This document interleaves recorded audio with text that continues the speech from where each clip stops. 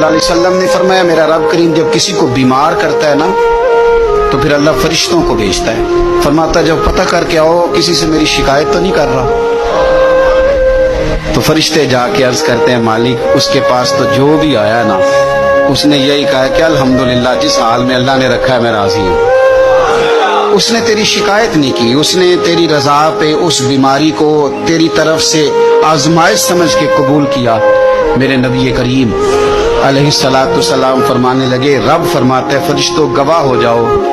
اگر میں اسے اس بیماری سے شفا دوں گا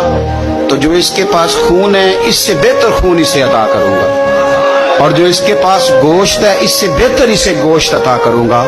اور اگر میں اسے اس بیماری میں وفات دوں گا تو پھر میں اسے جنت عطا کروں گا۔ اگر شفا دوں گا تو بہترین شفا دوں گا، اور اگر وفات دوں گا تو پھر جنت دوں گا۔ جب آپ حوصلے کے ساتھ چیزوں کو قبول کرتے،